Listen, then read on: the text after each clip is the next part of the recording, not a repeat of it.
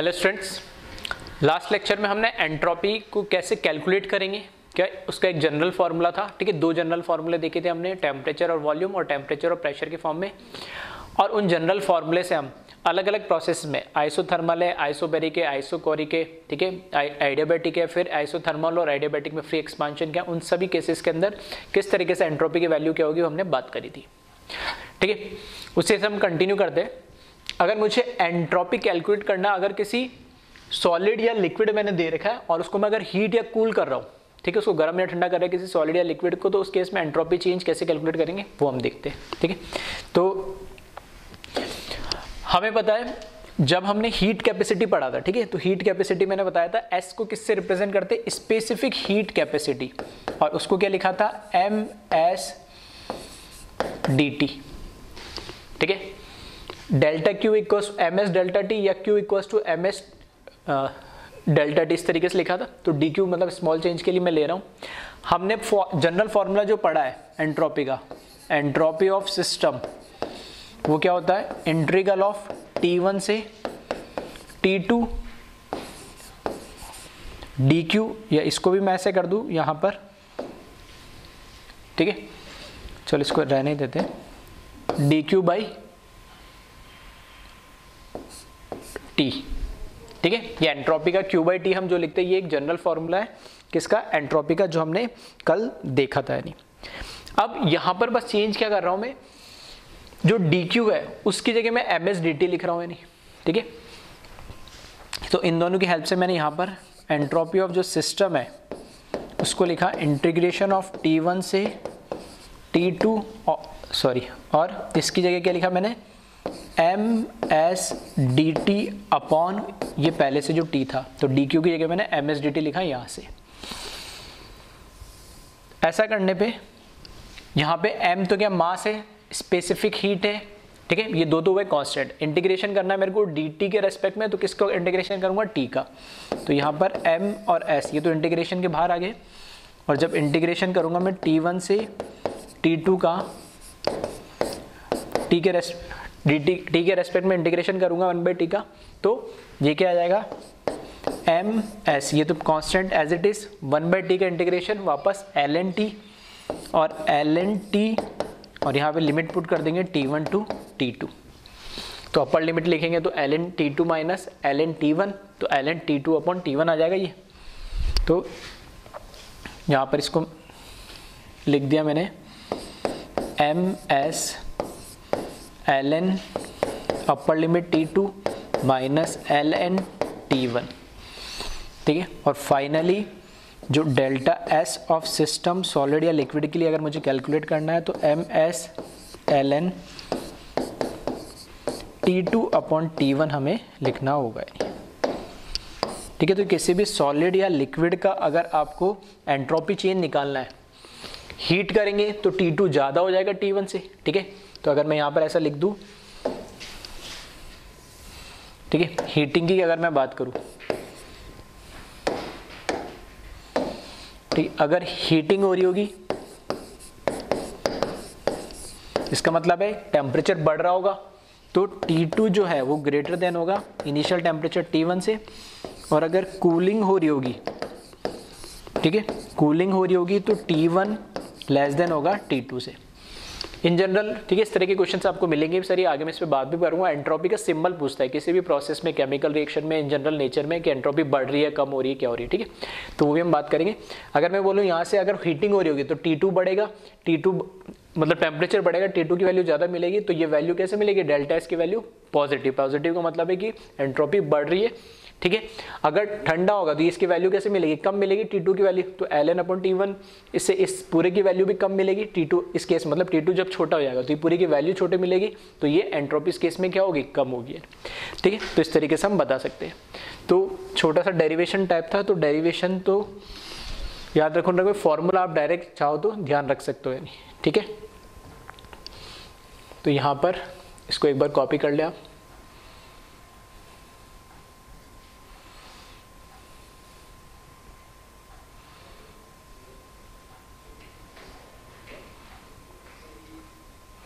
ठीक है, पहले इतना कॉपी कर ले, heating and cooling of solid और लिक्विड।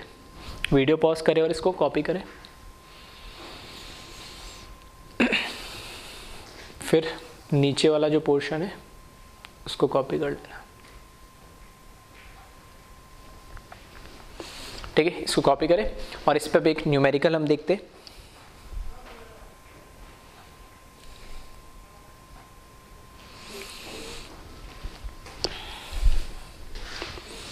क्वेश्चन दे रहेगा अ ब्लॉक ऑफ मास 20 ग्राम।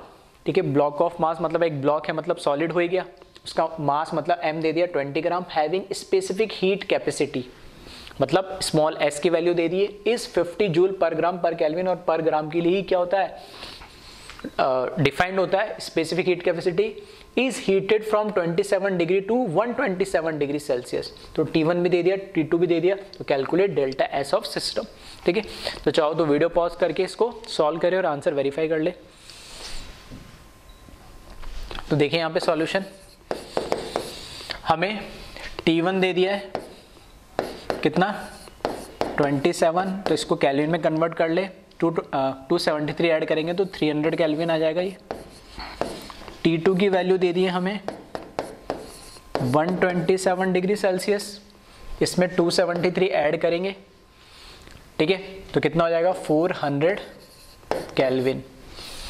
यहाँ से हमें S की वैल्यू स्पेसिफिक हीट की वैल्यू दे रखी है जूल पर ग्राम केल्विन। ठीक है, यहाँ पे ध्यान रखना टेम्परेचर केल्विन में, तो टेम्परेचर तो हमेशा फिजिकल केमिस्ट्री में केल्विन में रखना ही है। उसके बाद जो मास है वो मास कितना दे दिया 20 ग्राम।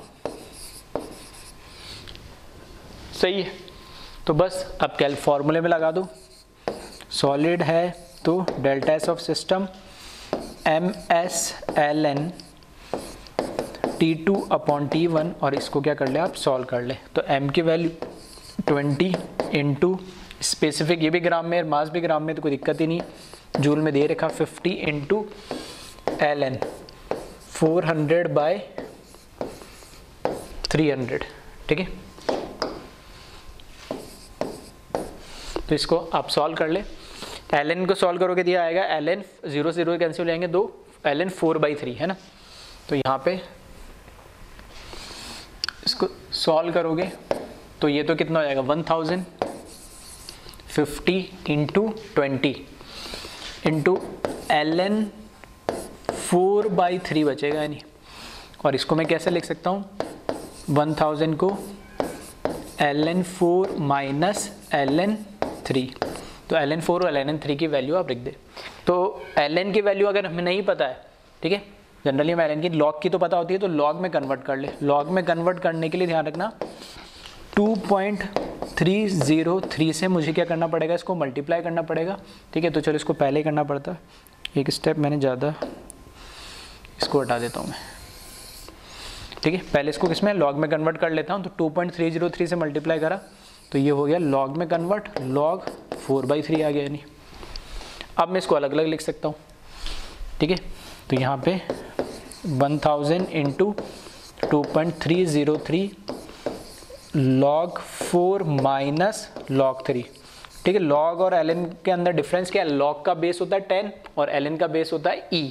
ठीक है, एक्सपोनेंशियल। log 4 की जो वैल्यू होती है, ठीक है, वो log 4 की वैल्यू क्या जाएगा ट्वाइस ऑफ log 2, जो कि log 2 की वैल्यू होती है 0.3 इंटू 2 तो 0.6। ठीक है, तो इसको कैलकुलेट कर लेना 1000 इंटू 2.303 0.6 माइनस log 3 की वैल्यू 0.47 या 48 अप्रॉक्सीमेट ले लेना और इसको सॉल्व कर लेना और आंसर वेरीफाई कर लेना है। ठीक है, इसको आप सॉल्व करोगे तो इसकी वैल्यू समथिंग कुछ आएगी ये। ठीक है, 276। ठीक है, अप्रॉक्स लिख रहा हूँ मैं। ठीक है, 276 और जूल पर केल्विन है ना। जूल पर केल्विन कैसे आ रही है इसकी यूनिट, क्योंकि हमें पता है एस क्या होता है Q/T होता है, तो उसकी यूनिट Q की तो यूनिट जूल और टेम्परेचर की यूनिट केल्विन। ठीक है, अप्रॉक्स कुछ आएगा, मैंने पॉइंट समथिंग भी हो सकता है आ जाए कुछ, मैंने अप्रॉक्स लिख दिया। यहाँ पे चीज़ एक तो क्या ध्यान रखनी है आपको, यहाँ पर मैंने जो कन्वर्जन करा है, ठीक है, ये कन्वर्जन करा है कि जब आपको ln x है, इस ln को आपको log में कन्वर्ट करना है तो 2.303 एक फैक्टर है, इससे क्या करना होता है मल्टीप्लाई करना होता है। तो ये log x में कन्वर्ट हो जाएगा। इसका बेस यहाँ पे 10 होता है और इसका बेस यहाँ पे e होता है, ठीक है, ये डिफरेंस होता है इसमें। दूसरी चीज, एक दो चीज है ना, log की वैल्यू आप 2-3 तो आप ध्यान ही रखें, ठीक है, फिजिकल केमिस्ट्री में यूज आती है। तो अगर मैं बोलूँ यहाँ पर, तो पहले आप इसको एक बार पहले कॉपी कर ले, फिर मैं लिख देता हूँ।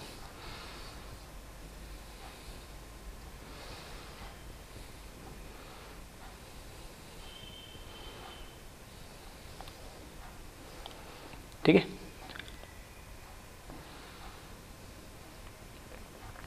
तो इसको आप कॉपी करें।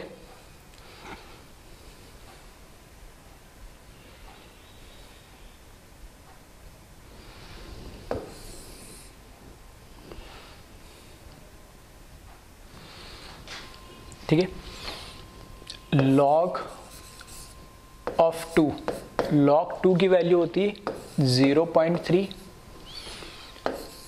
log ऑफ 3 की वैल्यू होती है 0.47 या 48, ठीक है, अप्रोक्सीमेटली एग्जैक्ट चेक कर लेना आप भी।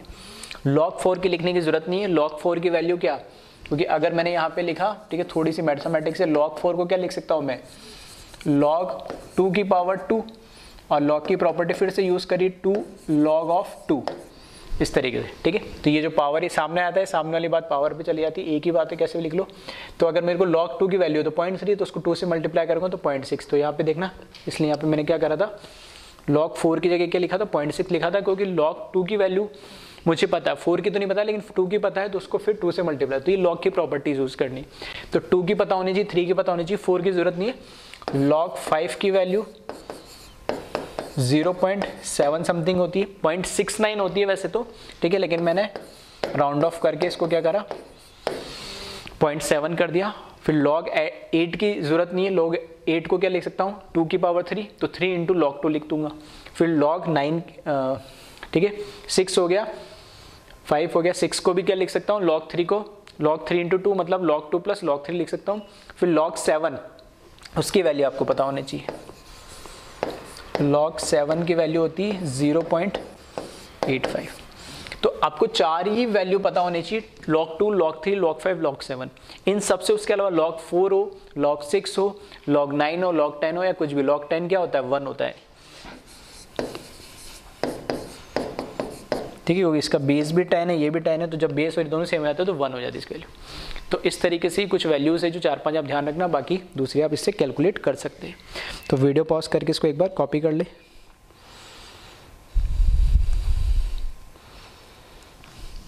फिर देखें नेक्स्ट टॉपिक, यही, ठीक है, इसी में अगर क्या हो रहा हो, फेस चेंज हो रहा हो, फेस मतलब सॉलिड से लिक्विड, लिक्विड से गैस, गैस से, ठीक है, तो इस फेस चेंज में एंट्रोपी पे कैसे अफेक्ट पड़ रहा है, एंट्रोपी कैसे चेंज होती है, वो हम बात कर रहे हैं।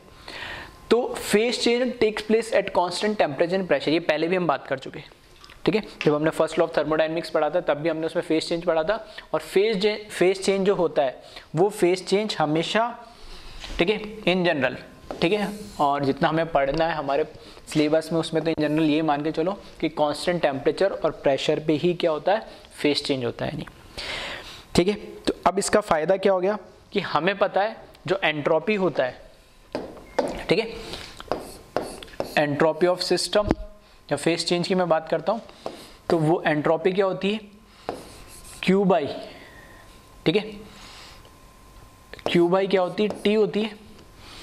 और एट कांस्टेंट प्रेशर की अगर मैं बात करूंगा तो ये क्या आ जाएगा, QP लिखूंगा इसको, एट कांस्टेंट प्रेशर।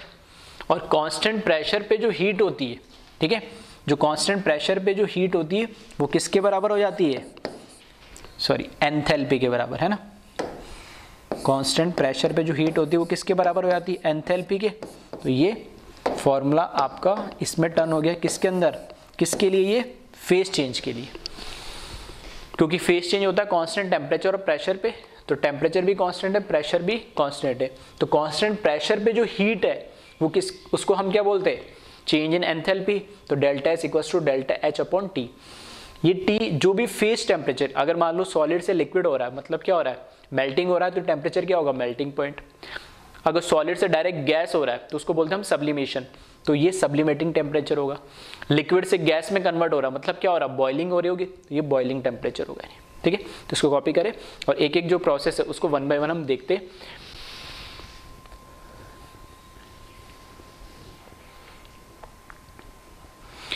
पहला दे दिया एंट्रोपी ऑफ फ्यूजन, ठीक है, एंट्रोपी ऑफ फ्यूजन, और उसको मैंने लिखा डेल्टा एस और नीचे फ्यूजन लिख दिया बताने के लिए कौन सा प्रोसेस है। तो एंट्रोपी फ्यूजन को कैसे डिफाइन करा है, entropy change when 1 mole of solid is converted into 1 mole of liquid at constant pressure and temperature, ठीक है। तो कांस्टेंट टेम्परेचर प्रेशर तो होना ही चाहिए, क्यों, क्योंकि फेस चेंज हो रहा है और 1 मोल सॉलिड को ही कन्वर्ट करना है किसके अंदर, 1 मोल लिक्विड के अंदर, ठीक है। तो यहां पे जो एंट्रोपी ऑफ फ्यूजन होगी वो हमेशा क्या होगी, पॉजिटिव ही होगी, ठीक है। मैथमेटिकल तो आ ही जाएगा, लेकिन इन जनरल अगर मैं बात करूं पॉजिटिव होने का मतलब क्या है कि एंट्रोपी बढ़ना, जैसा हम बोलते हैं कि डिग्री ऑफ फ्रीडमनेस, डिसऑर्डरनेस या रैंडमनेस है, तो सॉलिड से ज्यादा फ्रीडमनेस किसकी होगी, लिक्विड की।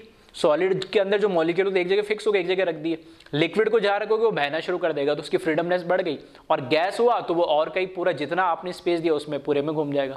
तो सबसे ज्यादा फ्रीडमनेस सॉलिड लिक्विड गैस में से किसकी होती है, गैस की, फिर लिक्विड की, और उसके सबसे कम सॉलिड की। तो सॉलिड अगर क्या हो रहा है यहाँ पे, ठीक है, फ्यूजन का मतलब क्या है, यहाँ पे फ्यूजन का मतलब हो गया है कि सॉलिड का कन्वर्जन हो रहा है, ठीक है, सॉलिड का कन्वर्जन हो रहा है किसके अंदर, लिक्विड के अंदर। तो सॉलिड से लिक्विड में कन्वर्जन हो रहा है, इसका मतलब है कि सॉलिड से तो ज्यादा क्या होगा, लिक्विड की फ्रीडमनेस होगी। तो एंट्रोपी तो बढ़नी है मतलब पॉजिटिव होगी, इससे लिखा इट इज ऑलवेज पॉजिटिव। तो entropy of fusion is equals to, formula भी हमने बताया था, क्यू की जगह क्या आ जाएगा, डेल्टा एच आएगा और टी आ जाएगा। तो डेल्टा एच ऑफ फ्यूजन यानी एंथैल्पी ऑफ फ्यूजन हो जाएगी, और टी क्योंकि फ्यूज हो रहा है मतलब मेल्ट हो रहा है, ठीक है, तो यहाँ पे ये टेम्परेचर जो होगा मेल्टिंग पॉइंट होगा। इसका उल्टा अगर मैं क्या करता, लिक्विड से, ठीक है, लिक्विड से क्या करता मैं, सॉलिड में कन्वर्ट करता, तो इसको क्या बोलता मैं, फ्रीजिंग, ठीक है, इसको क्या बोलता मैं, फ्रीजिंग बोलता। लिक्विड से सॉलिड मतलब वाटर से मैं क्या, मेरे को क्या करना, आइस बनाना है, तो उसकी फ्रीजिंग ऑफ वाटर हो रही है, ठीक है। तो उस केस में सब चीजें सेम हो गई, बस प्रोसेस उल्टा हो गया। तो यहाँ पे हीट एब्जॉर्ब हो रही थी, मतलब आइस था, आइस को मेरे को पानी बनाना है तो हीट उसमें एब्जॉर्ब हो रही होगी, और यहाँ पर उल्टा होगा क्या, कि मेरे को वाटर को आइस बनाना है तो उसमें से हीट रिलीज हो रही होगी, तो वो सिंबल उल्टा हो जाता है बस। इसलिए मैं ऐसे बोल सकता हूँ एंट्रोपी ऑफ फ्यूजन तो इस फॉर्मूले से आ ही रही है, तो जो एंट्रोपी ऑफ फ्यूजन होगी वही क्या हो जाएगी, उसके लिए एंट्रोपी ऑफ फ्रीजिंग हो जाएगी, क्योंकि वो रिवर्स प्रोसेस हो गया एक तरीके से। आ रही बात समझ में, इसलिए यहाँ पर, ठीक है, इसको लिखा भी इस तरीके से मैंने, ये रिवर्सिबल का सिंबल लगा के, ठीक है, हाफ हेडेड एरो बोलते। ये तो हुआ पूरी रिएक्शन का, ये आधा ऊपर और वापस एक और आधा नीचे, मतलब रिएक्शन इधर भी जा रही है, रिएक्शन इधर भी आ रही है। तो ये तो पूरा एक एरो होता है जब रिएक्टेंट से सिर्फ प्रोडक्ट बन रहा है, वन डायरेक्शन में होती है, और ये रिवर्सिबल रिएक्शन को रिप्रेजेंट करता है जिसमें हाफ हेडेड एरो होता है, ठीक है, आधा इधर दिखाते हैं आधा इधर दिखाते हैं। तो ये दोनों सिंबल बताया, मतलब सॉलिड से अगर लिक्विड हो रहा है तो मैं उसको फ्यूजन बोलूंगा, लिक्विड से सॉलिड हो रहा है तो उसको मैं फ्रीजिंग बोलूंगा। तो यहीं पे मैंने लिख दिया कि delta S of freezing, entropy of freezing है वो negative of delta S of fusion होगी यानी, ठीक है। तो इसको कॉपी करें,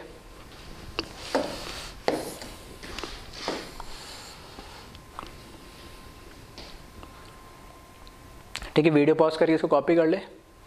नेक्स्ट देखिए entropy of vaporisation. Entropy of vaporisation क्या है, entropy change when 1 mole of liquid is converted into 1 mole of vapour at constant temperature and pressure. तो वेपराइजेशन का मतलब पता ही हमें, लिक्विड से किसमें, वेपर मतलब गैस में कन्वर्ट होना। तो 1 मोल लिक्विड का 1 मोल वेपर में कन्वर्ट हो जाना कांस्टेंट टेम्परेचर और प्रेशर पे, तो उसका जो वापस से वही, ये भी हमेशा कैसे होगी, पॉजिटिव। ये पॉजिटिव है मतलब वेपराइजेशन पॉजिटिव होगी, या मैं इधर मैंने जैसे लिखा है कि एंट्रोपी ऑफ फ्यूजन पॉजिटिव है, एंट्रोपी ऑफ फ्रीजिंग जो है उसका उल्टा वो क्या हो जाएगी, नेगेटिव हो जाएगी, ठीक है, इस चीज का ध्यान रखना। तो यहाँ पे मैंने वेपराइजेशन के केस में लिखा है कि यहाँ पर जो लिक्विड है, ठीक है, जो यहाँ पे लिक्विड है वो किसके अंदर कन्वर्ट हो जा रहा है, वेपर के अंदर, ठीक है। तो उसको मैं बोलूंगा एंट्रोपी ऑफ वेपराइजेशन, और उसके लिए जो हीट चाहिए होगी उसको बोलूंगा एंथैल्पी ऑफ वेपराइजेशन। और लिक्विड से वेपर कन्वर्ट हो रहा है तो वो टेम्परेचर क्या होगा इसका, बीपी मतलब बॉइलिंग पॉइंट होगा ये। और लिक्विड से वेपर का कन्वर्ट होना वेपराइजेशन कहलाता है, उसका उल्टा वेपर का वापस लिक्विड में कन्वर्ट होना क्या कहलाता है, कंडेंसेशन। तो मैं बोलूंगा अगर इसके एंट्रोपी वेपराइजेशन मुझे पता है तो उसका नेगेटिव ही क्या हो जाएगा, एंट्रोपी ऑफ कंडेंसेशन। वेपराइजेशन में लिक्विड से वेपर में कन्वर्ट कर रहा हूं, और कंडेंसेशन में वेपर से लिक्विड को कन्वर्ट कर रहा हूँ यानी। आ रही बात समझ में? तो कॉपी करें इसको।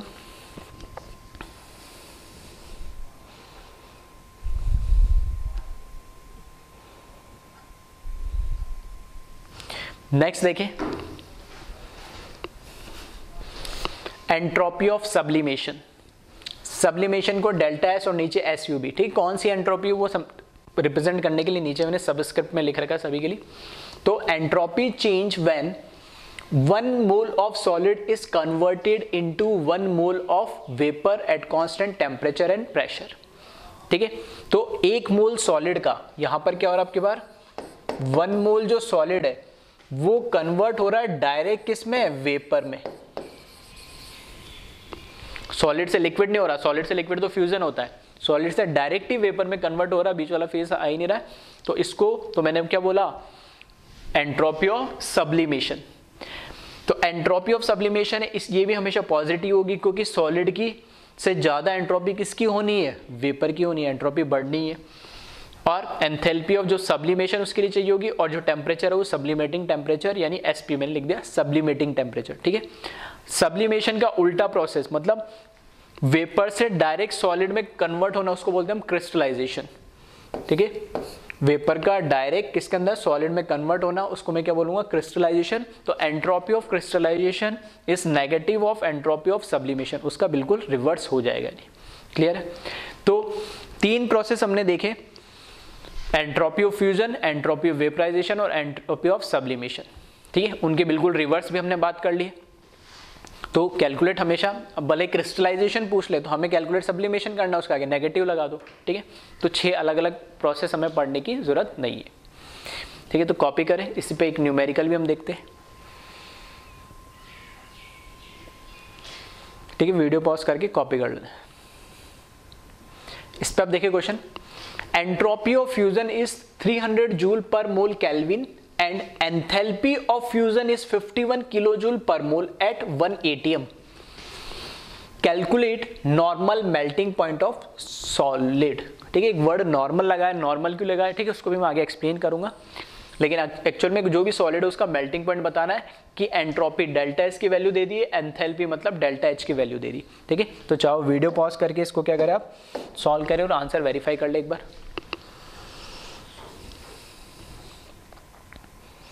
ठीक है। चलो मैं सॉल्व करता हूं, देख लेना आंसर जो भी आपका है। तो यहां पर क्या हो रहा है, फ्यूजन दे दिया है ना, तो entropy of fusion must be equals to change in enthalpy of fusion divide by जो टेम्परेचर यहां पर होगा। फ्यूजन के केस में क्या होगा, टेम्परेचर जो होगा इसका मेल्टिंग पॉइंट होगा, और यहां पे लिखा भी है कि क्या कैलकुलेट करना है, मेल्टिंग पॉइंट। तो बहुत सिंपल सा क्वेश्चन है। इसकी वैल्यू मुझे दे दी है कितनी, 300, ठीक है। इसकी वैल्यू कितनी दे दी, 300 दे दी है। एंथैल्पी ऑफ फ्यूजन इसकी वैल्यू दे दी मुझे 51, ध्यान रखना यहाँ पे तो जूल है और ये क्या है, किलो जूल। तो किलो जूल को 51 और 10 की पावर 3 से मल्टीप्लाई करा तो जूल में कन्वर्ट हो गया, और ये टेम्परेचर मुझे कैलकुलेट करना है। तो T इज इक्वल्स टू कितना हो जाएगा, 51 इंटू 10 की पावर 3 डिवाइडेड बाई 300। तो 3 से 51 कितना हो जाएगा, ये 17 टाइम्स, और एक जीरो और बचेगा। तो जो टेम्परेचर होगा वो होगा 170 केल्विन, ठीक है। तो इस पे एक छोटा सा ये क्वेश्चन था, तो कॉपी करें इसको।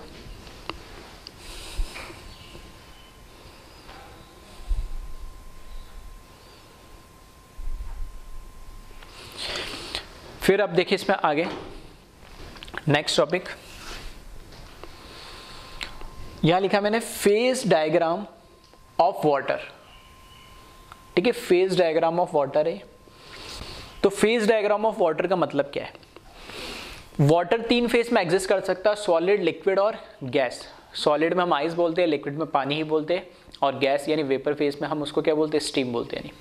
तो तीनों फेज में वाटर एग्जिस्ट कर सकता है।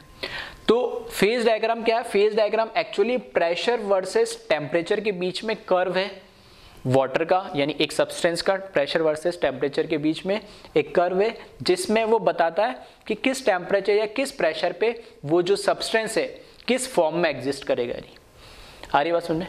तो प्रेशर वर्सेस टेम्परेचर कर्व होता है, ऐसे नहीं किसी में पीवी या जैसे हम ना पीवी के अगेंस्ट भी बना लो या टीवी, नहीं, प्रेशर और टेम्परेचर के अगेंस्ट एक कर्व होता है और ये सब्सटेंस का बताता है किस फेज में वो एग्जिस्ट करता है, किस टेम्परेचर या प्रेशर पे। तो अब देखिए इसमें किसका मतलब क्या है। यहां पर मैंने क्या कर रखा है, एक ये येलो लाइन यहां पर, फिर यहां पर और यहां पर, इस तरीके से 3 लाइन जा रही है।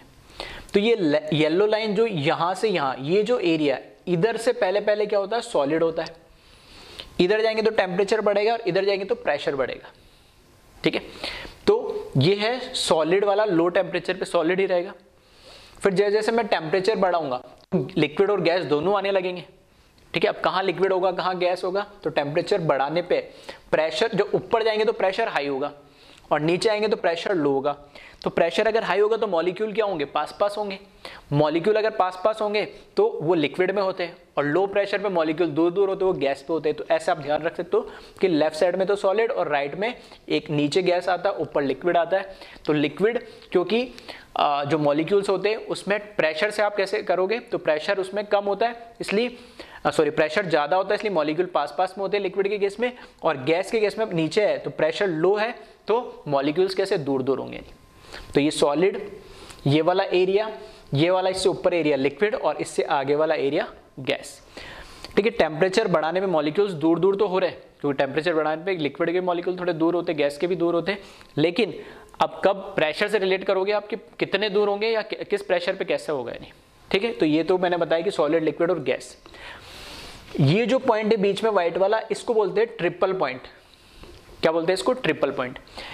ट्रिपल पॉइंट का मतलब है ये वो पॉइंट है जहां पर सॉलिड, लिक्विड और गैस, वाटर का तीनों फॉर्म, आइस, स्टीम और लिक्विड, ठीक है, सॉलिड, लिक्विड और तीनों फेस एक साथ एग्जिस्ट करते इक्विलिब्रियम में।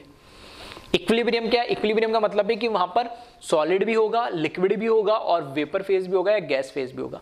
तो उसको मैंने एस सॉलिड, एल लिक्विड और जी से मतलब गैस फेज को रिप्रेजेंट कराया, और ये वापस डबल हेडेड एरो बना रखे छोटे छोटे मैंने, ठीक है, इस तरीके से। तो ये इक्विलिब्रियम को रिप्रेजेंट करते हैं, ठीक है। फिर उसके बाद ये पॉइंट हुआ ट्रिपल पॉइंट बोला जाता है। जो ट्रिपल पॉइंट होता है वो एक स्पेसिफिक पॉइंट है, उस ट्रिपल पॉइंट के करस्पॉन्डिंग मैंने देखा टेम्परेचर क्या आ रहा है, तो वो आ रहा है 273 केल्विन, 273.15 केल्विन, ठीक है, एग्जैक्ट वैल्यू है ये। टेम्परेचर पे उसका कोऑर्डिनेट देखा गया है, तो किस टेम्परेचर पे आता है ट्रिपल पॉइंट, 273.15 केल्विन, ठीक है, ये पॉइंट है और इसका टेम्परेचर मैंने ऊपर लिखा हुआ है। इसके करस्पॉन्डिंग मैंने प्रेशर जब चेक करा तो ये आ रहा 4.58 mg, सॉरी mg नहीं, mmHg, ठीक है, प्रेशर की यूनिट है। 1 atm इक्वल्स टू कितना होता है, 760 mmHg, ठीक है, हम ऑलरेडी बात कर चुके हैं ये 2-3 बार, गैसेस में भी और इस चैप्टर में भी। तो 1 atm इक्वल्स टू 760 mmHg होता है। तो 760 एक एटीएम होता है जो हमारा एटमॉस्फेरिक प्रेशर है, नॉर्मल हमारा जो प्रेशर होता है, तो उससे कितना लो है, तो देख सकते हो 760 से कितना कम है, ये 4.58 mmHg है। तो ट्रिपल पॉइंट का अगर मैं पूछूं प्रेशर क्या है, तो 4.58 mmHg है और उसके करस्पॉन्डिंग टेम्परेचर क्या है, तो 273.15 केल्विन है, ठीक है। अब ये जो लाइन है, मतलब इधर सॉलिड है इधर गैस है, तो ये लाइन क्या रिप्रेजेंट कर रही है, ये लाइन जो येलो कलर की लाइन है ये रिप्रेजेंट कर रही है कि इस लाइन के अलोंग दोनों फेस एक साथ एग्जिस्ट कर रही है इक्विलिब्रियम में, कि इस लाइन के ऊपर हर एक जगह पे सॉलिड और गैस जो है वो इक्विलिब्रियम में है। तो इधर गैस है और इधर क्या है, सॉलिड है, तो ये एरो करके मैंने सॉलिड और गैस का इक्विलिब्रियम बता रखा, मतलब इस लाइन के अलोंग सॉलिड और गैस इक्विलिब्रियम में। इस लाइन के अलोंग बात करूं तो इधर सॉलिड है इधर लिक्विड है, तो इस लाइन के अलोंग सॉलिड और लिक्विड क्या है, इक्विलिब्रियम में। और इस लाइन पे ये जो दिख रहा है कर्व, तो इसके ऊपर लिक्विड है नीचे गैस है, तो इस कर्व के पूरे, इस कर्व पे पूरे अलोंग, इस कर्व के अलोंग लिक्विड और गैस किस में होगा, इक्विलिब्रियम में, ठीक है। अब इन जनरल हम क्या पढ़ते थे अभी तक, ठीक है, अप टू 9-10 क्लास तक छोटी क्लास में पढ़ते थे मेल्टिंग पॉइंट, बॉइलिंग पॉइंट, ठीक है। तो मेल्टिंग पॉइंट, बॉइलिंग पॉइंट को हम बोलते हैं जो मेल्ट हो जाए वो मेल्टिंग पॉइंट, बॉइलिंग पॉइंट जो लिक्विड से गैस में कन्वर्ट हो जाए वो बॉइलिंग पॉइंट हो जाए, ठीक है। तो ये तो थी हम जो छोटी क्लास में बचपन में हम जो पढ़ते थे, लेकिन अब हम थोड़े बड़े स्टैंडर्ड में आ गए और थोड़ा साइंटिफिकली इन चीज़ों को समझते हैं कि बॉइलिंग पॉइंट और मेल्टिंग पॉइंट को डिफाइन कैसे करते हैं। 2 तरीके से डिफाइन करते हैं, एक इक्विलिब्रियम के रेस्पेक्ट में और एक प्रेशर के रेस्पेक्ट में।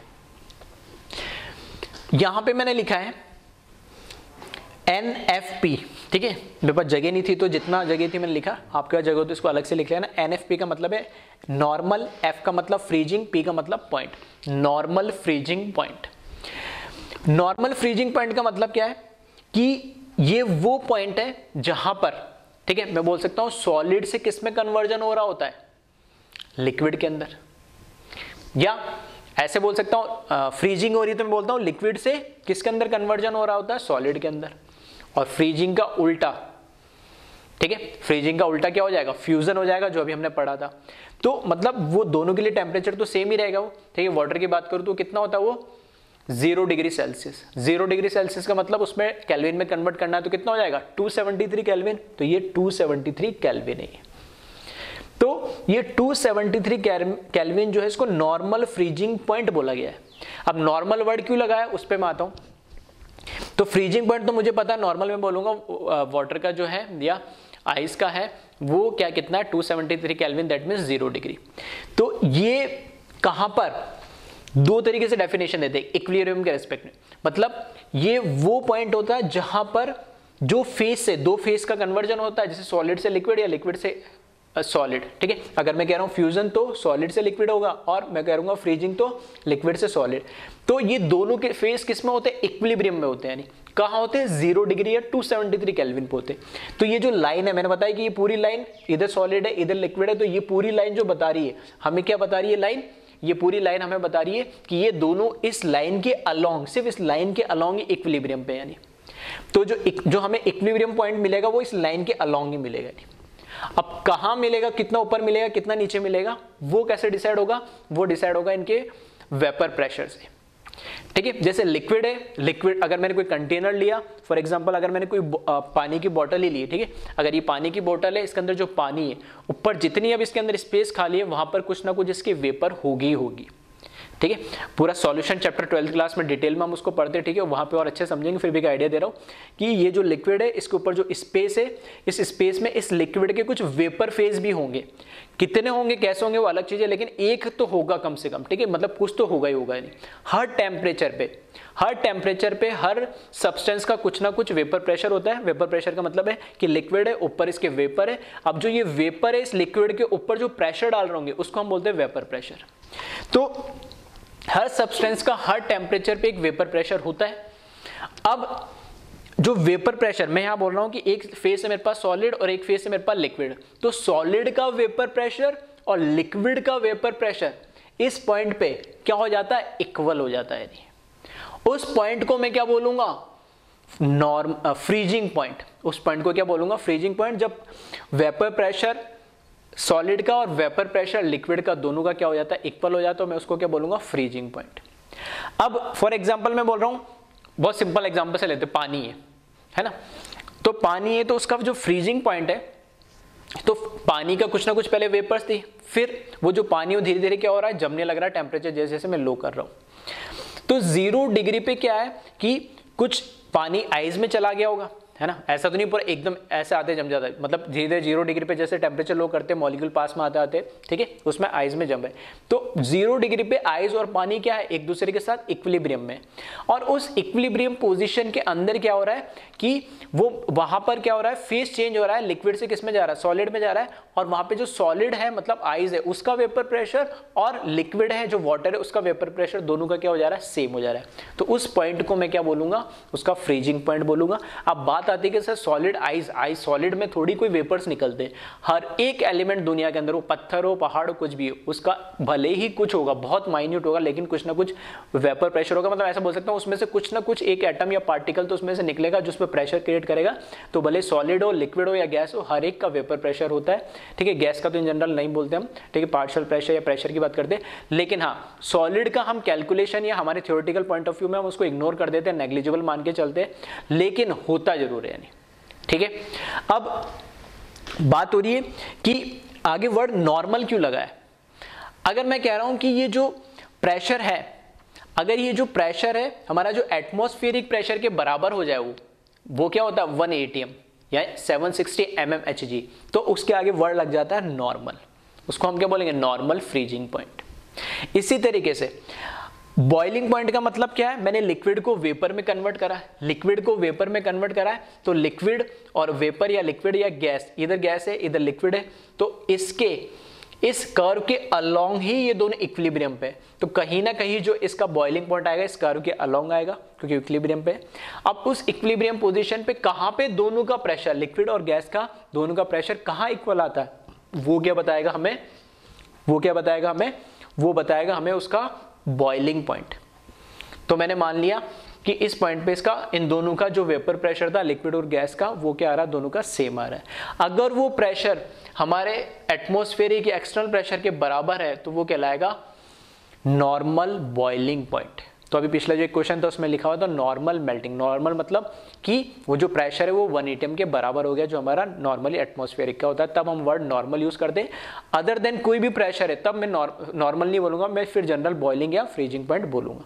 ठीक है, तो यहां पर भी ये तो बता रहा है कि इस कर्व के अलोंग होगा, और इस कर्व के अलोंग हमें पता है बॉइलिंग पॉइंट जो है, ठीक है, बॉइलिंग पॉइंट जो है वो कितना होता है वाटर का 100 degree Celsius, that means 373 kelvin, और उसके करस्पॉन्डिंग अगर प्रेशर 1 atm हो जाता है तो हम उसको बोलते हैं नॉर्मल बॉइलिंग पॉइंट। क्लियर है? तो आई थिंक मैंने सारी चीजें इसमें एक्सप्लेन कर दी जो भी आपको समझने वाली थी। तो इस कर्व को, इस ग्राफ को आप ड्रॉ कर ले वाटर के लिए। ठीक है, ये कई चैप्टर में यूज भी होगा। ठीक है, 12th क्लास में आप सॉल्यूशन चैप्टर पढ़ोगे तब वहां पे आप उसमें कॉलिगेटिव प्रॉपर्टीज आप पढ़ते हैं। ठीक है, elevation in boiling point, depression in freezing point वगैरह। ठीक है, relative lowering in vapour pressure, वहां पे ये कर्व वगैरह काम भी आते हैं उसमें बनाने के लिए और समझने के लिए। ठीक है, तो एक बार इसको वीडियो पॉज करके कॉपी कर ले।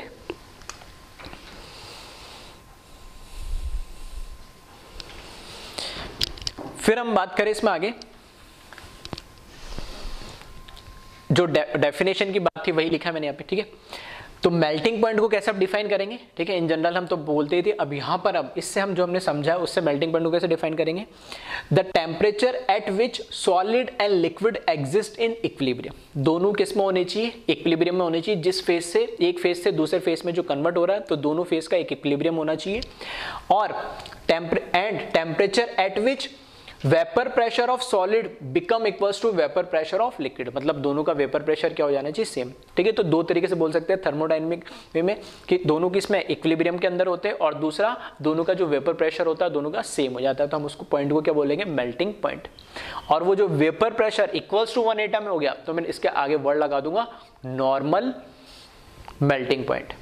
इसी तरीके से बॉइलिंग पॉइंट की बात करूं तो temperature at which liquid and gas exist in equilibrium, उस टेम्परेचर पे जहां पे दोनों इक्विलिब्रियम में एग्जिस्ट करते हैं। और क्या बोल सकता हूं? Temperature at which vapour pressure of liquid become equals to external pressure, और वो अगर एक्सटर्नल प्रेशर किसके बराबर हुआ? ठीक है, जैसे यहाँ पे इस केस में बॉइलिंग पॉइंट के केस में हमने जैसे लिक्विड ओपन कर दिया तो बाहर क्या हो रहा है? वेपर जा रही है, तो हमारे लिए क्या एटमॉस्फेरिक प्रेशर हो गया या वेपर फेस में हो गया। और ये एक्सटर्नल प्रेशर अगर हमारे ने 1 atm में ले लिया तो मैं इसको क्या बोलूंगा? नॉर्मल बॉइलिंग पॉइंट बोलूंगा। क्लियर है? तो इसको कॉपी करें वीडियो पॉज करके।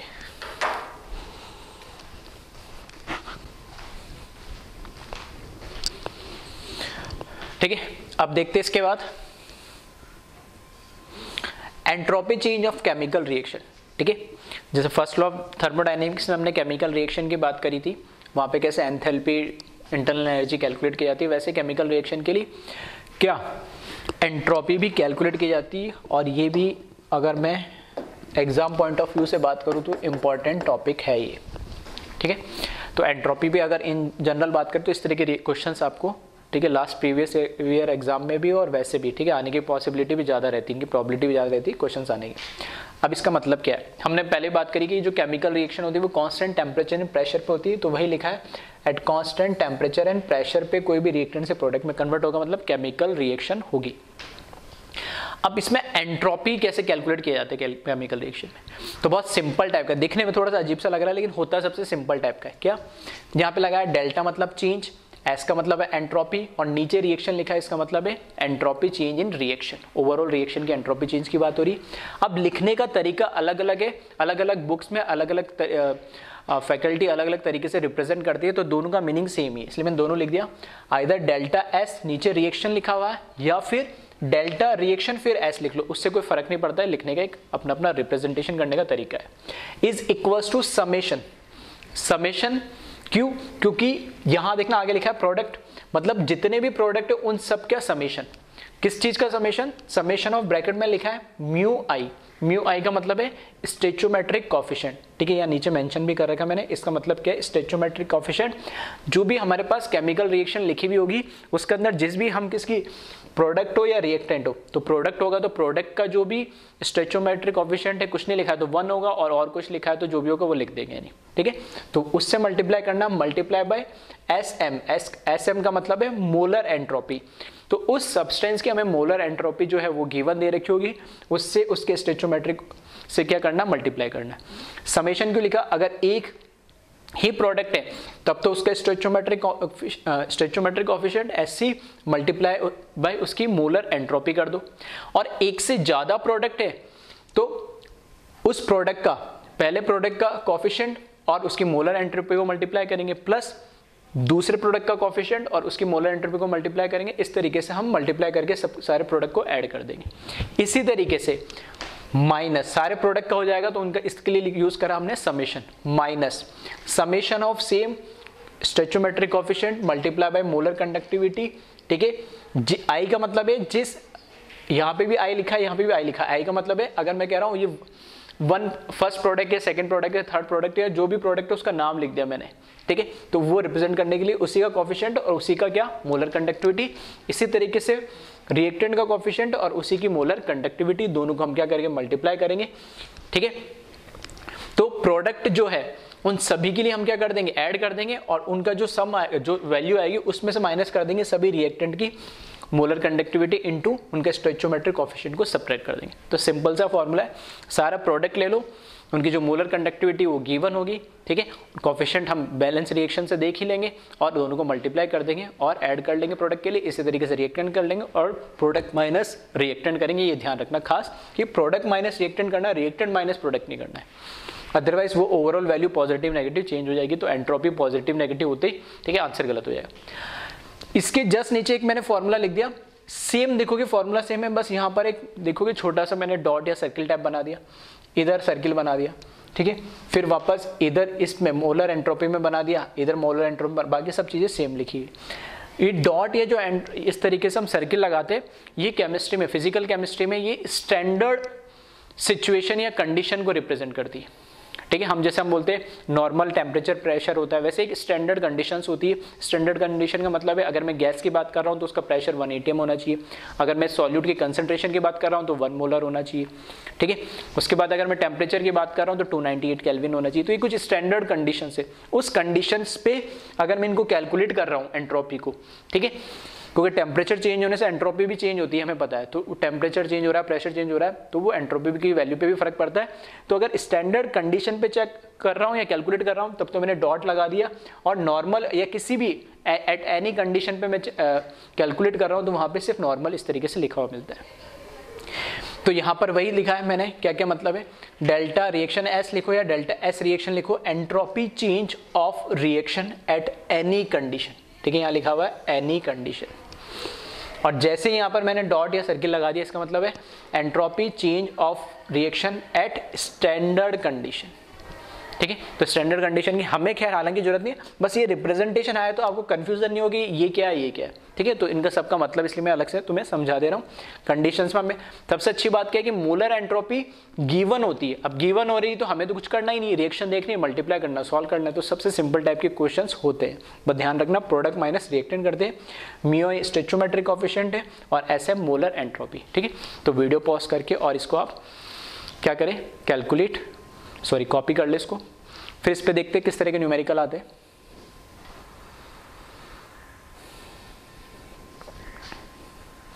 ठीक है, फर्स्ट स्टेप के पहले सिंपल को इसको लिखते कैसे रिप्रेजेंटेशन, तो वो हम समझ लेते हैं इसमें। तो यहां पर क्वेश्चन लिख रहा है right delta S of reaction for given reactions. तो लिखा है 2a + 3b + 5c which gives 2d + e, ठीक है। तो इसमें किस तरीके से लिखा जाएगा नोटेशन के फॉर्म में, वो मैं बता रहा हूँ। जैसे रिएक्शन है तो मेरे को एंट्रोपी ऑफ रिएक्शन निकालनी है, change in entropy of reaction. तो वो क्या होगा, summation of stoichiometric coefficient multiply by molar conductivity और किसकी, प्रोडक्ट की, प्लस सॉरी अभी बताया था माइनस, उससे पहले क्या समेशन, तो सारे प्रोडक्ट की इधर आ जाएगी, उसके बाद सारे रिएक्टेंट की, तो minus mu I molar conductivity into I upon reactant. ठीक है,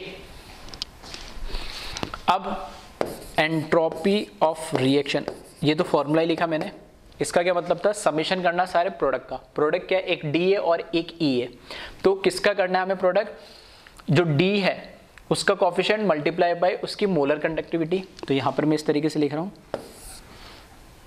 डी का कोफिशिएंट कितना है 2 और इसकी मोलर कंडक्टिविटी कितनी है, दी नहीं रखी तो मैंने मान लिया कुछ भी नहीं है, तो मैंने एस एम, चलो इस तरीके से रिप्रेजेंट कर देता हूं इसको, 2 into molar conductivity of D.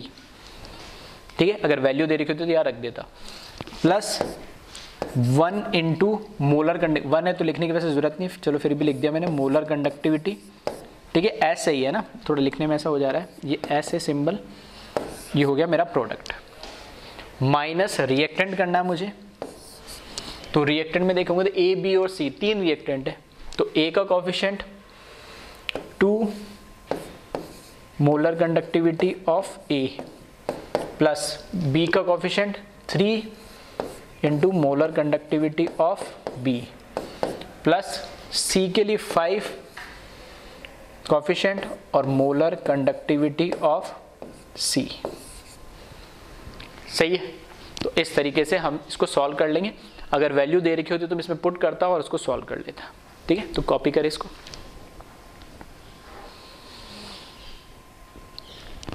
ठीक है, तो ये तो थोड़ा सिंपल टाइप का कि किस तरीके से इसको रिप्रेजेंट किया जाता है, क्या मतलब है, एक एग्जैक्ट न्यूमेरिकल ले लेते कैसा आता है इसमें। ठीक है, चलो एक इसके लिए भी लिख लेते हैं, एक और क्वेश्चन दे रखा है N2 3s2 + 2s3। ठीक है, तो वो एक अननोन के फॉर्म में था, ये नोन के फॉर्म में, तो एक बार वीडियो पॉज करके खुद से ट्राई कर लो। तो एंट्रोपी, ठीक है, entropy of reaction is equals to, direct लिख रहा हूं मैं ना, प्रोडक्ट का लिखूंगा तो एक ही प्रोडक्ट है, तो 2 इसका कोफिशिएंट और मोलर कंडक्टिविटी ऑफ अमोनिया लिखूंगा। यहाँ पे भी हमें कोई खैर वैल्यू दे नहीं रखी, माइनस प्रोडक्ट एक ही था, फिर रिएक्टेंट लिखेंगे तो कोफिशिएंट इसका 1 ही है, तो कुछ लिखने की जरूरत नहीं है, तो molar conductivity of nitrogen plus इसका कोफिशिएंट 3 है, फिर मोलर कंडक्टिविटी ऑफ हाइड्रोजन।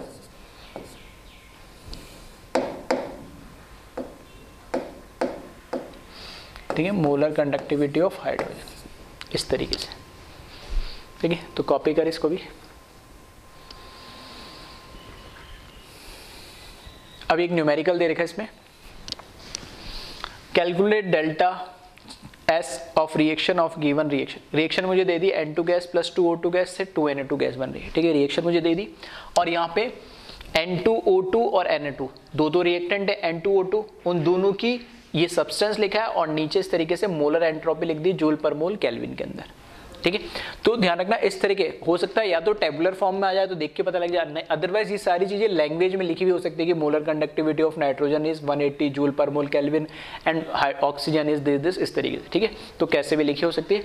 तो यहाँ पर हमें इनकी दे रखी है मोलर कंडक्टिविटी, इस बार वैल्यू दे दी है इन्होंने, और अब मुझे क्या करना है, इसकी एक्चुअल वैल्यू कैलकुलेट करनी है। ठीक है, तो चाहो तो वीडियो पॉज करके आप खुद से सॉल्व कर सकते हैं, तो मैं यहाँ पे सॉल्व कर रहा हूँ, क्रॉस चेक कर लेना आप।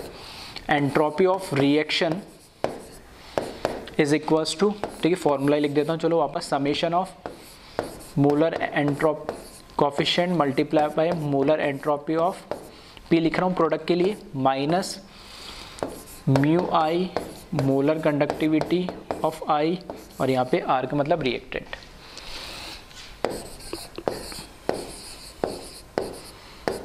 ठीक है, प्रोडक्ट मेरे पास एक ही है NO2, तो यहाँ पर मैं लिख रहा हूँ 2 इसका कोफिशिएंट, NO2 की मोलर कंडक्टिविटी।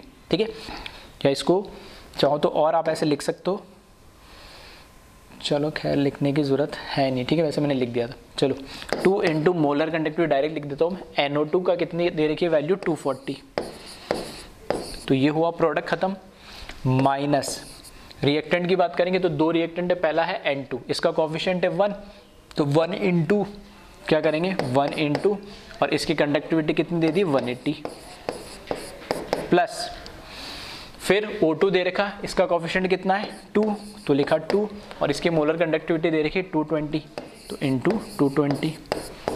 तो बस इन दोनों को मल्टीप्लाई करो, इसको मल्टीप्लाई कर ऐड करो और इसमें से सब्ट्रैक्ट कर दो यानी, ठीक है। तो इसको एक बार कैलकुलेट कर लेना, और इसको जब कैलकुलेट करोगे तो मैं लिख दे रहा हूँ आंसर डायरेक्ट, एक बार क्रॉस चेक कर लेना। 140 क्या दे रखी यूनिट, जूल ही दे रखी ना, जूल पर मोल केल्विन आ जाएगा, ठीक है। मतलब सिंपली मल्टीप्लिकेशन डिवीजन ये आ जाएगी, ठीक है। ठीक है, यहाँ अच्छा ये इसमें से थोड़ा सा मोल हटा देना, क्यों, क्योंकि 1 मोल की तो दे रखी थी, इनके कोफिशिएंट से मल्टीप्लाई करके तो हमने एक्चुअली इसकी वैल्यू लिखी है नहीं, ठीक है। तो यहाँ पे जूल केल्विन आ जाएगी, ठीक है। Q बाई टी होता है तो जूल केल्विन आ जाएगी पर मोल के लिए, इसलिए क्योंकि 1 मोल की दे रखी है, तो उनके कोफिशिएंट से मल्टीप्लाई करके एक्चुअल जितने मोल है वही तो हमने कैलकुलेट करा है, ठीक है। तो इस तरीके आपको न्यूमेरिकल इसमें मिलेंगे पहले टाइप के, तो बहुत ईजी होते हैं। हाँ बस इसमें गड़बड़ क्या हो सकती है, आप वैल्यू देखने में और रखने में गलत कर दो, या मल्टीप्लीकेशन एडिशन सब्ट्रैक्शन में गलती कर दो, तो फिर वो बात अलग है। तो कॉपी करें इसको।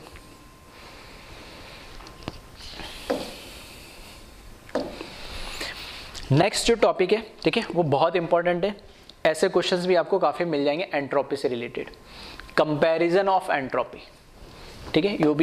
ये भी एक बहुत इंपॉर्टेंट टॉपिक है, कंपैरिजन ऑफ एंट्रोपी। इसमें हमें जो एंट्रोपी है उसको क्या करना होता है, कंपेयर करना होता है। नहीं, अब कैसे कंपेयर करते हैं, तो उसके लिए मैंने 1 बाय 1 ये ऐसे मान लो रूल्स है या पॉइंट्स है, ठीक है, वो हमें ध्यान रखने, ध्यान क्या रखना है, एक्चुअल में हम काफ़ी चीज़ तो पढ़ चुके हैं इसमें एंट्रोपी में, ठीक है। तो उसी से, ठीक है, कैसे रिलेटेड है वही पे 1 बाय 1 एक साथ समराइज करके मैंने बस लिख दिया, नहीं, ठीक है। तो क्वेश्चन इस तरीके मिल जाएगा कि ये प्रोसेस हो रहा है तो इसमें एंट्रोपी बढ़ेगी या कम होगी या सेम रहेगी, ठीक है, इस तरीके के क्वेश्चंस मिलेंगे, तो आपको यही बताना इसमें। तो इसमें क्या होगा, जैसे पहला मुझे बोल दिया हीटिंग और कूलिंग, अगर किसी सब्सटेंस की मैं हीट कर रहा हूँ और या उसको कूलिंग कर रहा हूँ तो बताइए एंट्रोपी में चेंज क्या आएगा। तो हमें पता है हीटिंग और कूलिंग के लिए हमने अभी एंट्रोपी का फॉर्मूला देखा था, delta S M S L N T2 upon T1।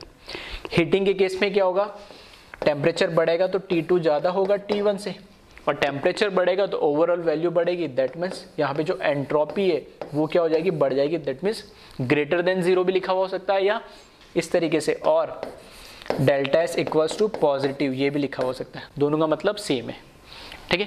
तो एंट्रोपी बढ़ भी सकती है, सॉरी बढ़ भी क्या सकती है, या तो एंट्रोपी ग्रेटर देन 0 मतलब एंट्रोपी बढ़ रही है या पॉजिटिव हो गई। फिर कूलिंग हो रही है, इसका मतलब है कि टेम्परेचर कम हो गया, तो T2 जो टेम्परेचर है वो अब कम हो गया किससे, T1 से, मतलब फाइनल टेम्परेचर कम हुआ है, फाइनल टेम्परेचर कम हुआ तो ये वैल्यू छोटी हो जाएगी, तो ये डेल्टा एस की वैल्यू भी क्या हो जाएगी, कम हो जाएगी, तो ये कम हो जाएगी मतलब नेगेटिव हो जाएगी, तो लेस देन 0 है, क्योंकि लॉग के अंदर ये छोटा ये बड़ा, ठीक है। तो ऑब्वियसली वैल्यू कैसे मिलेगी, मुझे नेगेटिव मिलेगी, तो डेल्टा एस की वैल्यू लेस देन 0, या मैं इसको बोल सकता हूँ एंट्रोपी जो है वो कम हो जाएगी या नेगेटिव हो जाएगी, ठीक है। तो फर्स्ट हीटिंग और कूलिंग ये तो हमने फॉर्मूले से ही हम पहचान सकते हैं।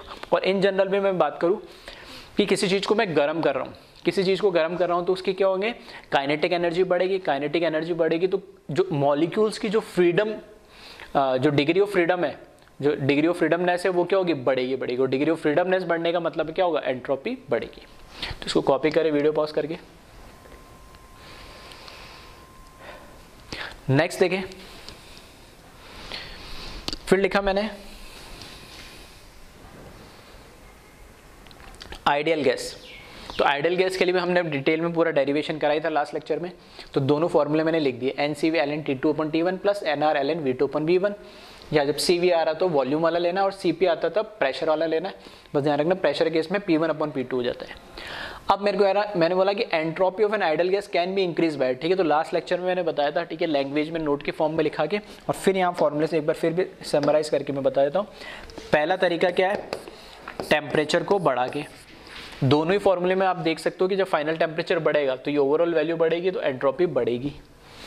दूसरा तरीका क्या है, वॉल्यूम को बढ़ा के, ठीक है। इस फॉर्मूले से मुझे पता लग रहा है कि अगर मैं वॉल्यूम को मैंने बढ़ाया तो ये ओवरऑल वैल्यू बढ़ेगी, तो इसमें कुछ ऐड होगा तो एंट्रोपी भी क्या होगी, बढ़ेगी। तीसरा क्या है, एन एन एन एन, मोल आ रहा है सब जगह, सब जगह, तो तीसरा है जो मोल है उनको मैं बढ़ा दूं, यानी नंबर ऑफ मोल्स को। अगर मैंने नंबर ऑफ मोल्स को बढ़ा दिया यहाँ पे, ठीक है, तो ओवरऑल क्या हो जाएगा, एंट्रोपी बढ़ जाएगी यानी, ठीक है। चौथा क्या है, ठीक है, वैसे तो एक ही है, वॉल्यूम बढ़ाना या प्रेशर कम करना, फिर भी लिख देते, चलो इससे मुझे पता लग रहा है कि यहां पर क्या है, प्रेशर को क्या करना पड़ेगा, फाइनल जो टेम्परेचर, मतलब ये P1 इनिशियल है और P2 क्या फाइनल है, तो डिनोमिनेटर को छोटा करना पड़ेगा, मतलब प्रेशर को कम करना पड़ेगा। प्रेशर कम करूंगा तब ये वैल्यू बढ़ेगी, तब एंट्रोपी बढ़ेगी, ठीक है। तो वॉल्यूम बढ़ाना या प्रेशर कम करना, ये दोनों चीज हमने नोट में जो लास्ट लेक्चर में एक ही साथ लिख दिया था, ठीक है, तो यहाँ मैंने अलग अलग लिख दिया इसको। तो इस तरीके से एंट्रोपी हम बढ़ा सकते हैं, ठीक है। तो इसको कॉपी करें। नेक्स्ट देखिए इसमें फेस चेंज। तो फेस चेंज के केस में क्या है, वो भी पढ़ चुके हम फेस चेंज भी। सॉलिड से लिक्विड, तो एंट्रोपी क्या होती है, एंथैल्पी अपॉन टेम्परेचर, जो भी फ्यूजन हो रहा है, ठीक है। तो यहाँ पे सॉलिड से लिक्विड फ्यूजन हो रहा है, लिक्विड से गैस वेपराइजेशन हो रहा है, सॉलिड से गैस सब्लिमेशन हो रहा है। तो इन जनरल हमें पता है कि जब मॉलिक्यूल्स की मूवमेंट या उसकी जो फ्रीडमनेस है, या मॉलिक्यूल्स कितना मूव कर सकता है नेचर के अंदर, वो अगर बढ़ रहा है तो एंट्रोपी भी क्या होती है, इनकेस बढ़ती है। तो हमें पता है सबसे ज़्यादा, अगर एंट्रोपी की अगर मैं बात करूँ, तो सबसे ज़्यादा जो एंट्रोपी है वो किसकी होगी, गैस की, मतलब सॉलिड की तो सबसे कम होगी, फिर होगी इसके बाद एंट्रोपी की बात करूँ तो लिक्विड फॉर्म की उसकी, और सबसे ज़्यादा होगी गैस फॉर्म की, ठीक है। तो इस तरीके से यहाँ पे एंट्रोपी क्या होती जाएगी, बढ़ती जाएगी। यहाँ पर ये क्या हो गया, सॉलिड से लिक्विड, मतलब इस साइड जाएंगे हम, ठीक है, सॉलिड से लिक्विड हो रहा है, तो यहाँ पे क्या हो रहा है, एक तरीके से फ्यूजन हो रहा है, ठीक है, फ्यूजन हो रहा है, लिक्विड से गैस वेपराइजेशन हो रहा है, ठीक है, सॉलिड से गैस सब्लिमेशन हो रहा है। इसका उल्टा जाएंगे, गैस से सॉलिड तो क्रिस्टलाइजेशन, एंट्रोपी कम हो जाएगी। गैस से लिक्विड उल्टा जाएंगे हम तो क्या हो जाएगा, कंडेंसेशन, एंट्रोपी कम हो जाएगी। लिक्विड से सॉलिड जाएंगे हम तो क्या होगा वहां पे, ठीक है, इधर क्या हो गया, सॉलिड से लिक्विड क्या हो गया, फ्यूजन, और यहाँ पर लिक्विड से सॉलिड हम कन्वर्ट होंगे तो उसमें भी फिर वापस से क्या हो जाएगा, एंट्रोपी कम है। मतलब ये जो लिखा हुआ है ना मैंने, ये लेफ्ट टू राइट के लिए लिखा हुआ है, ठीक है, इसका मतलब ये है। तो इसको भी, ये भी हम पढ़ चुके हैं, बस यहाँ पे फिर से मैंने लिख दिया, तो कॉपी कर इसको, ठीक है, वीडियो पॉज करके इसको कॉपी कर लेना। नेक्स्ट देखिए, यहाँ पे लिखा हुआ है केमिकल रिएक्शन के लिए, ठीक है, फिर इंपॉर्टेंट है ये केमिकल रिएक्शन वाला इसमें पर्टिकुलर, कि इसमें हमें कंपेयर करना हो, सिर्फ केमिकल रिएक्शन के लिए कैलकुलेट कैसे करना हो तो अभी हमने देखा था, लेकिन अगर मुझे सिर्फ कंपेयर करना हो तो देखो कैसे करेंगे। Major change in entropy of chemical reaction occurs due to gases. मैं कह रहा हूं कि केमिकल रिएक्शन के अंदर जो एंट्रोपी मतलब डिग्री ऑफ फ्रीडम, तो सब डिग्री ऑफ फ्रीडमनेस है, जो रैंडमनेस या डिसऑर्डरनेस है, तो वो सबसे ज्यादा किसकी वजह से होंगे, गैस के मॉलिक्यूल्स की वजह से। अभी जैसे हमने देखा था सॉलिड, लिक्विड और गैस में सबसे ज्यादा एंट्रोपी किसकी होती है, गैस की होती है। तो केमिकल रिएक्शन में भी हम क्या करेंगे, गैस के जो मॉलिक्यूल्स है या उनके नंबर ऑफ मोल्स है उससे कंपेयर करने की कोशिश करेंगे। कैसे, तो हमें पता है डेल्टा एनजी का मतलब क्या है, ओवरऑल रिएक्शन के अंदर गैसेस प्रोडक्ट में क्या चेंज आ रहे हैं। तो यह है समेशन ऑफ एनजी का मतलब है नंबर ऑफ गैसेस मोल्स, और बाहर पी का मतलब है प्रोडक्ट के गैसेस मोल सारे मिला के, माइनस एनजी का मतलब फिर गैसेस मोल, और आर का मतलब रिएक्टेंट, तो गैसेस मोल ऑफ रिएक्टेंट। तो प्रोडक्ट के सारे गैसेस मोल माइनस रिएक्टेंट के सारे गैसेस मोल को सब्ट्रैक्ट करना है। अगर डेल्टा एनजी की वैल्यू ग्रेटर देन 0 आई है, ठीक है, डेल्टा एनजी की वैल्यू ग्रेटर देन 0 आती है तो क्या होंगे, नंबर ऑफ मोल्स बढ़ रहे हैं, मतलब ओवरऑल पहले कम थे फिर ज्यादा हो गए, मतलब प्रोडक्ट माइनस रिएक्टेंट कर रहे हैं उसकी वैल्यू पॉजिटिव मिल रही है, मतलब नंबर ऑफ मोल्स ओवरऑल बढ़े हैं, नंबर ऑफ मोल्स ओवरऑल बढ़े, दैट मींस मोल्स बढ़ने से अभी हमने देखा था आइडियल गैस में क्या होगा, एंट्रोपी बढ़ेगी, तो यहाँ पे एंट्रोपी बढ़ रही है। अगर डेल्टा एनजी की वैल्यू लेस देन 0 आई है, डेल्टा एनजी की वैल्यू लेस देन 0 आई है, तब एंट्रोपी क्या होगी, कम होगी। पहले मोल्स ज्यादा थे, अब कम हो गए मोल्स, तो नंबर ऑफ मोल्स कम हो गए, तो एंट्रोपी क्या होगी, कम होगी। और थर्ड, अगर डेल्टा एनजी की वैल्यू 0 है, तो जैसे हमने वहां क्या किसको कंपेयर करा था, वर्क डन को कंपेयर करा था, क्या होगी उसकी वैल्यू, ठीक है, chemical reaction first law of thermodynamics हमने पढ़ा था। और फिर किसमें, डेल्टा यू डेल्टा एच में क्या रिलेशन होगा, ग्रेटर देन लेस देन क्या होगा, ठीक है, वो बात करी थी। तो वैसी चीजें ये, लेकिन ध्यान रखना जब डेल्टा एनजी इक्वल टू 0 होगा तो एंट्रोपी 0 नहीं होगा, ठीक है, इसको खास ध्यान रखना है। क्यों नहीं होगा उसका रीजन अभी आगे मैं बताता हूं, बस इतना ध्यान रखना कि एंट्रोपी नंबर ऑफ मोल्स पहले भी उतने ही थे 5, बाद में भी 5 है, तो क्या एंट्रोपी फिक्स्ड हो गई, कांस्टेंट हो गई, नहीं, वो डिपेंड करेगी सिचुएशन पे। तो किस सिचुएशन पे उसकी हम बात करते हैं आगे, पहले इसको आप कॉपी कर ले।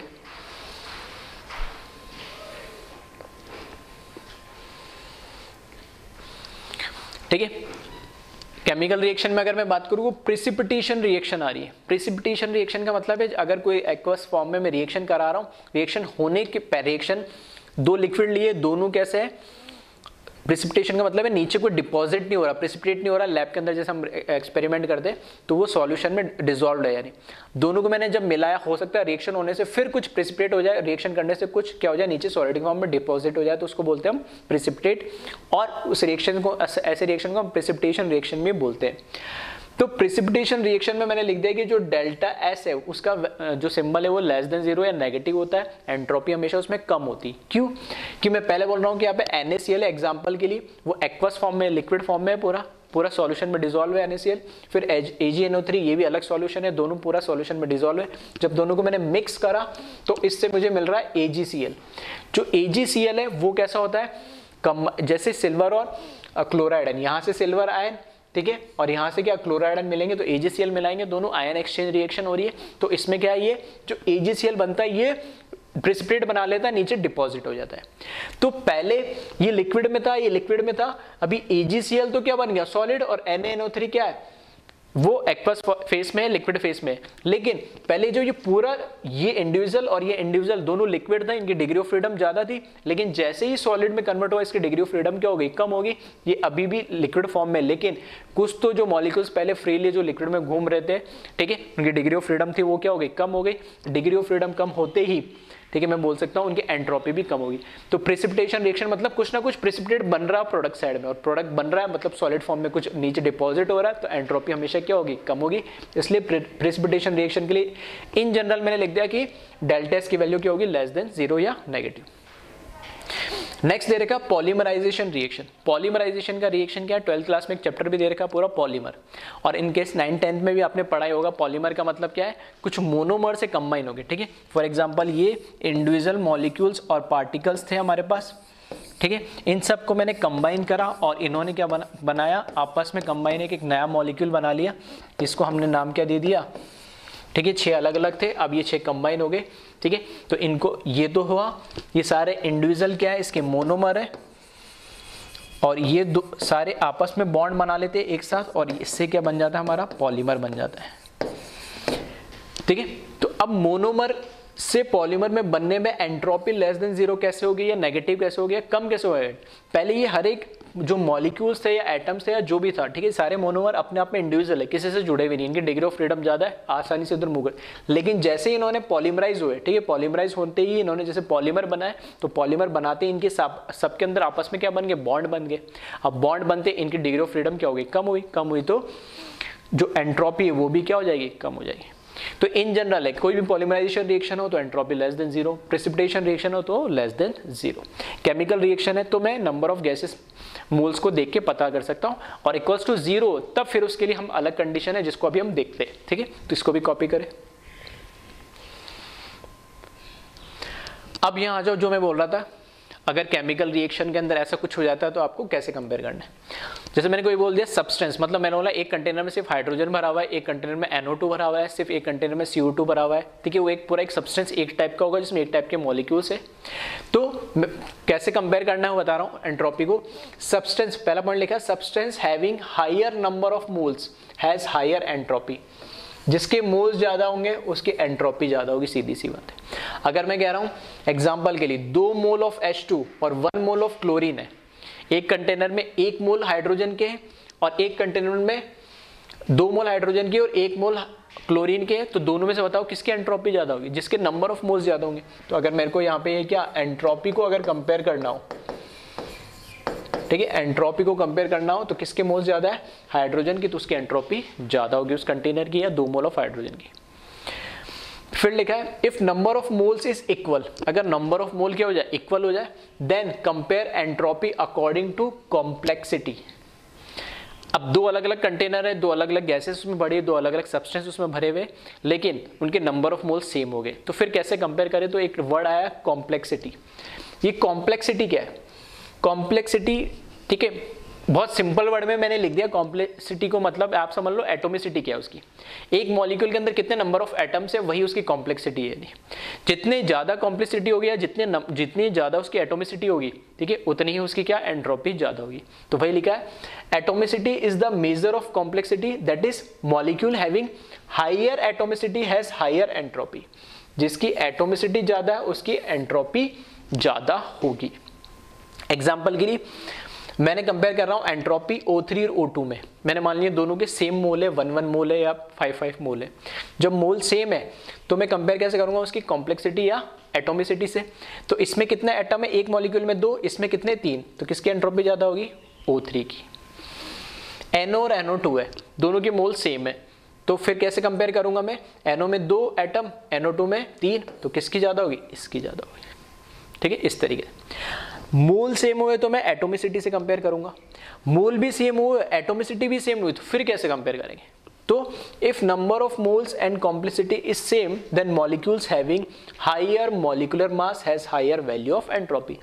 तो लास्ट में मैं क्या देखूंगा, उनका बस मॉलिक्यूलर मास देखूंगा, जिसका मॉलिक्यूलर मास ज्यादा आएगा उसकी एंट्रोपी भी क्या आएगी, ज्यादा आएगी। इसका भी 1 मोल है, इसका भी 1 मोल है, इसका भी 1 मोल है, इसकी भी एटोमिसिटी 2 है, इसकी भी एटोमिसिटी 2 है और इसकी भी 2 है। फिर कैसे, तो इनका मॉलिक्यूलर वेट से कंपेयर कर ले, इसका कितना आएगा 2, इसका कितना आएगा 28, और ऑक्सीजन का O2 का कितना आएगा 32। तो ये एंट्रोपी का ऑर्डर हो जाएगा, हाइड्रोजन से ज्यादा N2 की और N2 से ज्यादा ऑक्सीजन की। आ रही बात समझ में। तो इस तरीके से हम कंपेयर करते हैं कि इस तरह क्वेश्चन आपको काफी सारे मिल जाएंगे, ठीक है, और आते भी है कि आपको एंट्रोपी बतानी किसकी कम हो गई ज्यादा होगी, सिर्फ कंपेयर करनी होती है। कैलकुलेट करनी है तो हमने पीछे देख लिया था फॉर्मूलेस, और कंपेयर करना है तो किस तरीके से कंपेयर करना वो सब मैंने यहाँ बता दिया, ठीक है। तो एक बार वीडियो पॉज करके और इसको पूरे को, ठीक है, आप क्या कर ले, कॉपी कर ले,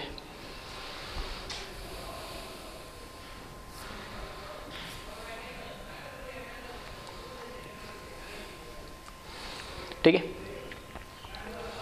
फिर देखें लास्ट, फिर दे रखा है एमरफस सॉलिड और क्रिस्टलाइन सॉलिड, ठीक है। अगर इस तरह के भी दे दे, वैसे तो ये 12th में भी सॉलिड स्टेट एक पूरा चैप्टर है, उसमें हम एमरफस और क्रिस्टलाइन को डिटेल में पढ़ते हैं क्या डिफरेंस होता है, लेकिन फिर भी आपने पढ़ा ही होगा, ठीक है, एमरफस सॉलिड का मतलब और क्रिस्टलाइन।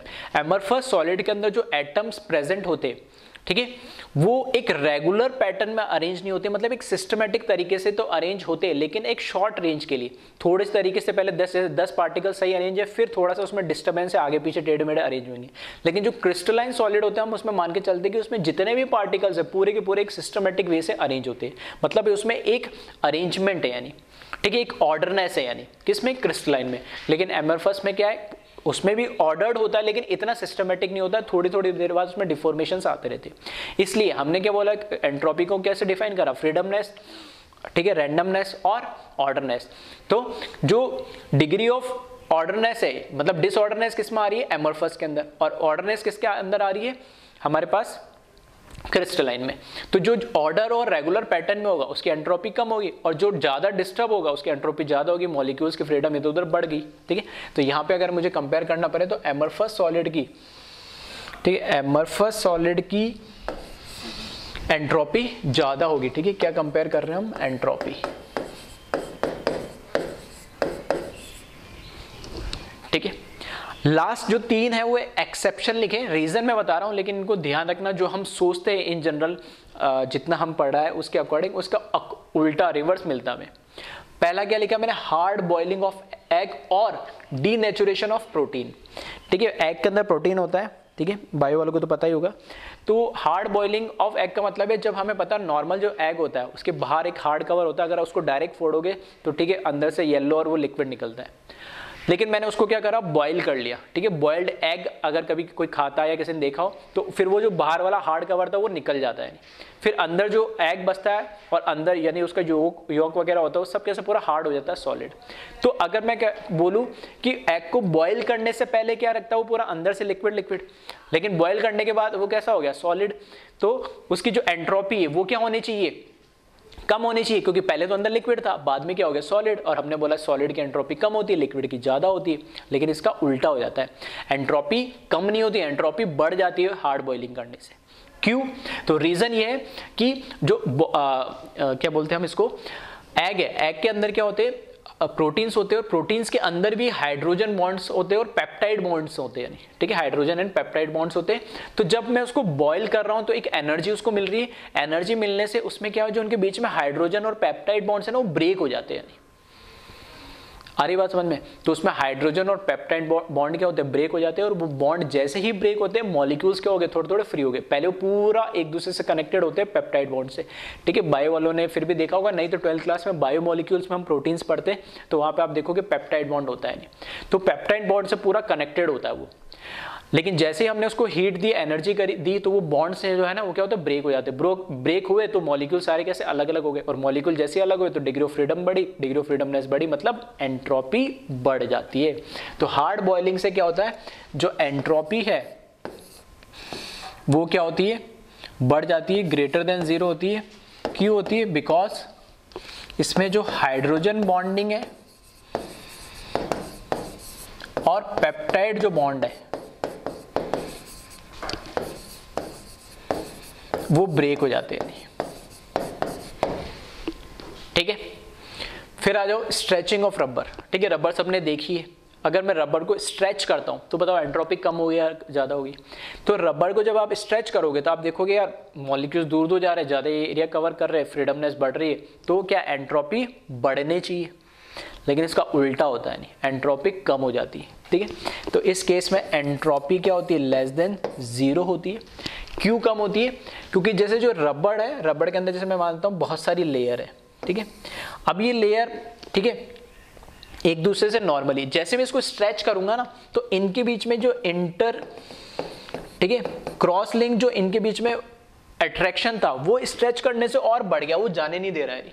तभी तो रबड़ बहुत खींचने पे भी टूटना बहुत बड़ा मुश्किल होता है, नहीं, ठीक है। क्यों? क्योंकि जैसे मैंने उसको स्ट्रेच करा तो उनके बीच में क्रॉस लिंक्ड जो फोर्स ऑफ अट्रैक्शन है, जो क्रॉस लिंक उनके बीच में जो बॉन्ड बने हुए वो और ज्यादा स्ट्रांग हो जाते हैं। तो बॉन्ड स्ट्रांग हो गए मतलब मॉलिक्यूल्स को जाने नहीं दे रहे, उनके ऐसे बोल सकता हूँ डिग्री ऑफ फ्रीडम। देखने में मेरे को ऐसा लग रहा है कि उनका एरिया बढ़ जा रहा है, लेकिन उनके बीच में एक्चुअल फोर्स ऑफ अट्रैक्शन बढ़ गया। फोर्स ऑफ अट्रैक्शन बढ़ गया, दैट मीन्स वो क्या हुआ, उसके बीच में एंट्रोपी कम हो गई, ठीक है। तो इसमें चाहो तो रीजन लिख लेना, इनके बीच में जो cross linked force of attraction है वो क्या होता है, इंक्रीज हो जाता है ऑन स्ट्रेचिंग रबड़। फिर है मिक्सिंग ऑफ लिक्विड। कोई भी दो लिक्विड, दो प्योर लिक्विड कोई भी लो या इम्प्योर लो, कैसे भी लो, उन दोनों को जब मिक्स करोगे तो हमेशा ऑलवेज एंट्रोपी क्या होगी, बढ़ेगी, पॉजिटिव होगी, ठीक है। इसमें फिर से ये सॉल्यूशन चैप्टर है 12th क्लास में, उसमें इसको डिटेल में पढ़ते हैं, वहां समझ में आता है। और इन सिंपल में बताऊं कि अगर मेरे पास प्योर वाटर है और एक मान लो मेरे पास मिल्क है या कुछ भी दूसरा लिक्विड है, दोनों अपने आप में प्योर है, ठीक है। एक ही टाइप के मेरे पास क्या है, उसमें एटम्स या मॉलिक्यूल्स है, इसमें एस्टो में भी। जब दोनों को मैंने मिक्स करा तो अब उसमें दो अलग अलग टाइप के क्या आ गए, दो अलग अलग टाइप के उसमें मॉलिक्यूल्स हो गए। तो एक उसमें क्या आ गया, डिसऑर्डरनेस आ गया। पहले एक ही टाइप के थे, अब दो अलग अलग टाइप के हो गए। जैसे एक क्लास में 40 बच्चे बैठे एक ही स्कूल के, अब उसमें 10 बच्चे दूसरी स्कूल के लाके हमने बिठा दिए। तो पहले जो 40 बैठे तो एक ही थे, तो एक वो क्या मैं बोल सकता हूँ ऑर्डर था, लेकिन दूसरे जैसे 10 बैठाए तो उसमें डिसऑर्डरनेस आ गया, ठीक है। तो उससे एंट्रोपी बढ़ी। तो जब भी दो लिक्विड को मिक्स करोगे तो हमेशा एंट्रोपी बढ़नी है, क्योंकि उससे डिसऑर्डरनेस आ रहा है, ठीक है। तो ये जो लास्ट जो 2-3 टॉपिक थे ये बहुत इंपॉर्टेंट थे कंपटीशन एग्जाम के पॉइंट ऑफ व्यू से, जेई बोलो या नीट बोलो, ठीक है। तो इसमें कंपैरिजन वाले या एंट्रोपी कैलकुलेट करने वाले मोलर एंट्रोपी की वैल्यू देके इस तरह के क्वेश्चन आपको काफ़ी मिल जाएंगे, ठीक है। तो फिर से एक बार इसको वीडियो को जहाँ दिक्कत है रिवाइंड करके देख लेना, और ठीक है सारी चीज़ें आपको आसानी से समझ में आएंगी, ठीक है। तो इसको वीडियो पॉज करके कॉपी कर लें।